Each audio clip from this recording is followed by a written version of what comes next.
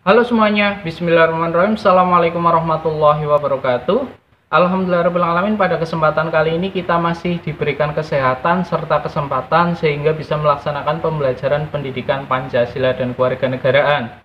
Setelah minggu lalu kita sudah belajar mengenai banyak hal, untuk minggu ini akan saya berikan beberapa materi untuk menambah wawasan kalian, terutama terkait dengan pembelajaran pendidikan Pancasila dan Kewarganegaraan. Namun sebelum itu silakan disiapkan terlebih dahulu alat tulis, buku tulis, serta buku cetak, dan simak serta catat sesuatu yang menurut kalian penting, bisa digarisbawahi, yang menurut kalian itu sulit dan nanti bisa ditanyakan ke saya.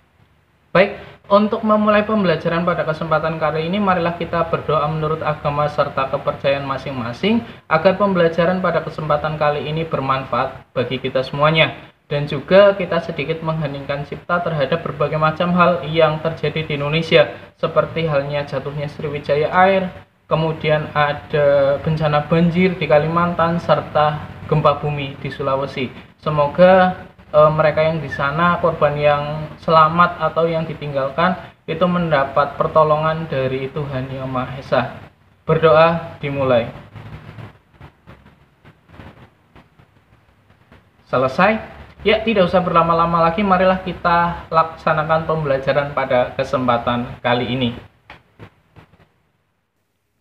Setelah minggu lalu kita sudah membahas dampak positif dari perkembangan ilmu pengetahuan dan juga teknologi. Untuk minggu ini kita akan membahas dampak negatif dari perkembangan ilmu pengetahuan dan juga teknologi. Untuk yang pertama kita akan bahas dari aspek politik terlebih dahulu. Dampak negatif dari ilmu pengetahuan dan juga teknologi, yang pertama dari sisi politik, yaitu dapat mempengaruhi rakyat untuk merubah ideologi negara. Kita ingat terlebih dahulu bahwa ideologi negara kita adalah Pancasila, yang itu sudah disetujui dan juga disepakati oleh para pendiri bangsa kita pada tanggal 17 Agustus tahun 1945.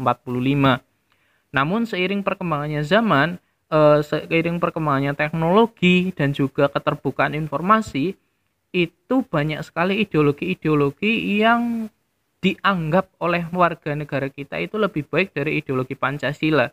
Padahal tidak. Misalkan ada liberalisme. Liberalisme itu menganggap bahwasannya masyarakat Indonesia menganggap liberalisme itu membawa manusia ke arah kemajuan dan juga kemakmuran. Padahal tidak demikian adanya. Dan juga mungkin ada juga masyarakat yang menganggap bahwasanya ideologi komunisme itu lebih baik dari ideologi Pancasila sebagai ideologi bangsa Indonesia. Tentu saja itu tidak, bahwasanya untuk ideologi kita sudah paten, kita sudah tidak bisa diganggu-gugat, ideologi kita adalah ideologi Pancasila. Kita memang ada yang namanya keterbukaan, kita memang adanya kebebasan itu ada, tetapi keterbukaan serta kebebasan kita adalah kebebasan yang bertanggung jawab, bukan bebas sebebas-bebasnya.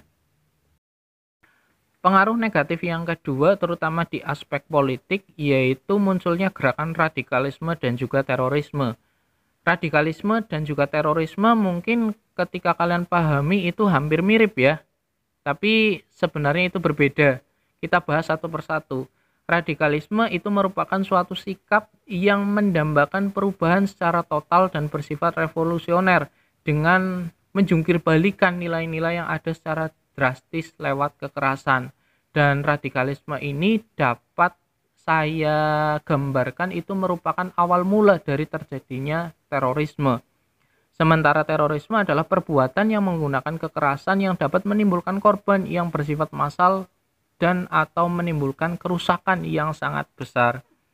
Banyaklah untuk kasus radikalisme dan juga terorisme di Indonesia, terutama kasus-kasus yang sangat mengancam persatuan dan juga kesatuan, di mana mereka atau organisasi-organisasi tersebut itu dapat merakit senjata, dapat merancang bom dan sebagainya, sehingga dapat menimbulkan korban yang sangat besar.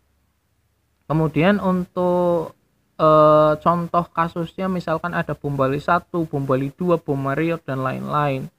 Itu merupakan suatu perkembangan ilmu teknologi terutama di bidang politik yang tidak digunakan secara semestinya. keterampilan mereka tersebut digunakan untuk mengganggu keamanan negara sehingga stabilitas negara menjadi terancam.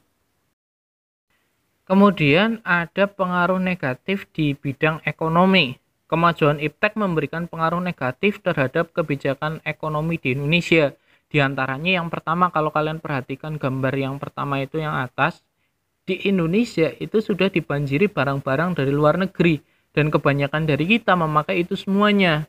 Mulai dari McD, Facebook, Google, Coca-Cola, Amazon, Canon, FitX, Adidas, Toshiba, dan juga yang lain-lain. Tidak usah jauh-jauh lah, handphone kita dari mana? Kebanyakan ya dari Cina. Beberapa Apple, ya alhamdulillah yang punya Apple. Kemudian ada kendaraan kita Honda, Suzuki, Kawasaki, itu dari mana? Dari Jepang. Itu membuktikan bahwasanya Indonesia sudah dibanjiri barang-barang yang berasal dari luar negeri. Kemudian yang kedua, perekonomian Indonesia dikuasai oleh investor atau asing. Sebetulnya untuk investor itu bagus untuk menunjang perekonomian kita ke arah yang lebih baik lagi. Tetapi di satu sisi lain, apabila negara tidak dapat mengkontrol investor atau orang asing yang ada di Indonesia, maka perekonomian Indonesia akan dikuasai oleh asing. Sehingga kita hanya hanya menonton kekayaan alam kita itu direnggut oleh negara asing. Kalau saya petakan di situ ada beberapa negara yang sudah menguasai pasar-pasar Indonesia. Ada Prancis, Inggris, kemudian ada Jepang, kemudian ada Cina, banyak sekali. Itu menjadi suatu permasalahan bagi kita semuanya. Jangan sampai perekonomian Indonesia itu dikuasai oleh asing untuk selama-lamanya. Kita harus berdikari di bidang ekonomi. Yang berikutnya adalah kesenjangan sosial serta ekonomi yang semakin jelas di Indonesia. Ini akibat adanya persaingan bebas. Persaingan bebas tersebut akan menimbulkan adanya pelaku ekonomi yang kalah dan yang menang. Yang menang akan dengan leluasa memonopoli pasar, sedangkan yang kalah akan menjadi penonton yang senantiasa tertindas di negeri ini. Kalau kita perhatikan gambar tersebut, sudah jelaslah itu membuktikan bahwasanya kesenjangan sosial dan juga ekonomi terutama di kota-kota besar di Indonesia sangatlah jelas. Kemudian pemerintah, apabila dalam hal ini pemerintah tidak memegang kendali perekonomian, maka yang akan terjadi adalah pemerintah hanya sebagai regulator pengaturan ekonomi yang mekanismenya akan ditentukan oleh pasar.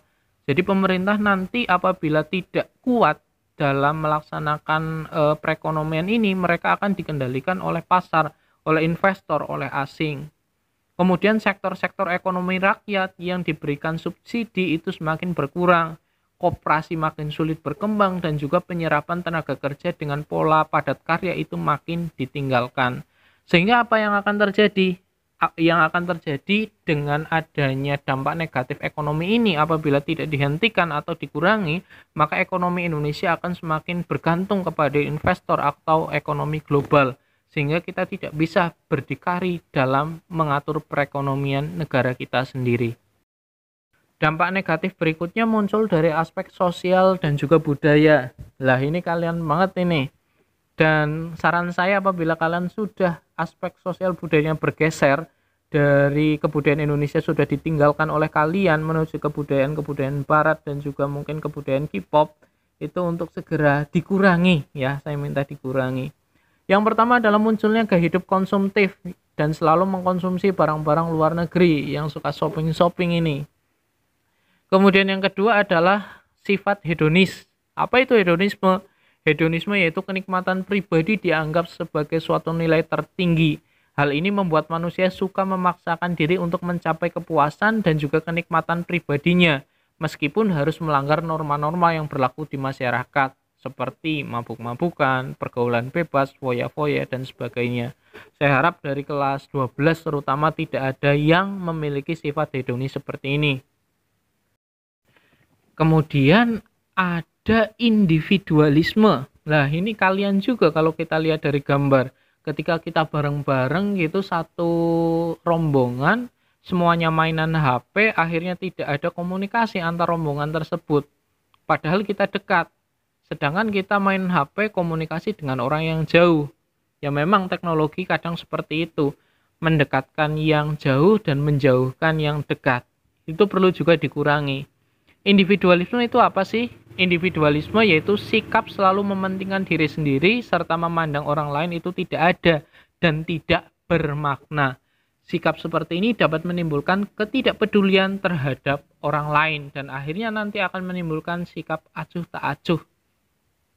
Kemudian ada juga dapat menyebabkan kesenjangan sosial yang tajam antara si kaya dan juga si miskin. Kemudian gambar yang bawahnya lagi itu namanya westernisasi. Apa sih westernisasi? Yaitu gaya hidup yang selalu berorientasi kepada budaya barat tanpa diseleksi terlebih dahulu, seperti meniru model pakaian yang biasa digunakan oleh orang-orang barat. Kemudian yang mungkin juga pakaian tersebut bertentangan dengan norma-norma yang berlaku. Misalkan memakai rok mini, terus laki memakai anting dan juga sebagainya. Tidak sampai di situ. Kemudian dengan adanya sosial budaya yang sudah tercampur dengan nilai-nilai budaya lain, maka makin memudarnya semangat gotong royong, solidaritas, kepedulian, dan kesetiakawanan sosial di Indonesia. Dan yang terakhir mungkin akan makin lunturnya nilai-nilai keagamaan dalam kehidupan bermasyarakat. Nah ini yang sangat berbahaya sekali apabila kita sudah hidup tanpa agama, kita sudah tidak mengenal agama lagi, kita akan tersesat di dunia dan juga di akhirat. A'udzubillahi min dzalik. Dan terakhir, dampak negatif dari aspek hukum pertahanan dan juga keamanan.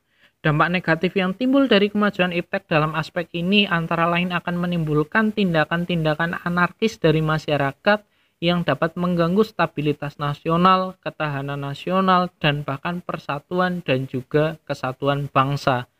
Selain itu, peran masyarakat dalam menjaga keamanan dan juga ketertiban dari kedaulatan negara semakin berkurang, dan nasionalisme kita juga semakin luntur akibat adanya dampak negatif ilmu pengetahuan dan juga teknologi dari aspek hukum, pertahanan, dan juga keamanan. Ya, mungkin itu saja untuk pembelajaran pada kesempatan kali ini terkait dengan dampak negatif dari ilmu pengetahuan dan juga teknologi di berbagai aspek.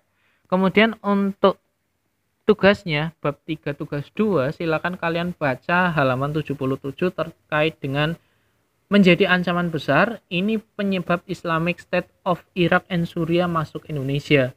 Kemudian jawab 3 pertanyaan dari saya. Untuk pertanyaannya mungkin agak beda dari buku, saya lebih permudah. Untuk nomor 1, apa saja dampak negatif yang akan diterima Indonesia apabila ISIS berkembang di negara kita? Untuk pertanyaan kedua, apa yang menyebabkan ISIS mudah masuk ke Indonesia? Untuk pertanyaan ketiga, bagaimana solusi yang Anda berikan agar ISIS tidak masuk dan juga berkembang di negara kita? Silakan bisa dikerjakan di buku tulis masing-masing, boleh membuka buku, boleh membuka internet, kemudian dikirimkan melalui forum Google Classroom masing-masing. Dan apabila tidak memiliki kuota, silakan bisa dikirimkan melalui WhatsApp Japri ke saya. Ya, itu saja pembelajaran yang dapat saya sampaikan pada kesempatan kali ini. Silakan apabila ada yang masih belum jelas bisa ditanyakan melalui WA pribadi ke saya atau melalui grup kelas masing-masing.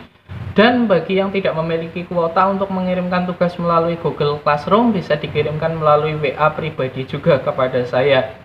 Ya, untuk mengakhiri pembelajaran pada kesempatan kali ini, marilah kita berdoa menurut agama serta keyakinan masing-masing. Berdoa dimulai. Selesai, tetap semangat, tetap jaga kesehatan, tetap jaga kondisi, dan semoga selalu di dalam lindungan Tuhan Yang Maha Esa. Billahi taufiq wal hidayah, wassalamualaikum warahmatullahi wabarakatuh.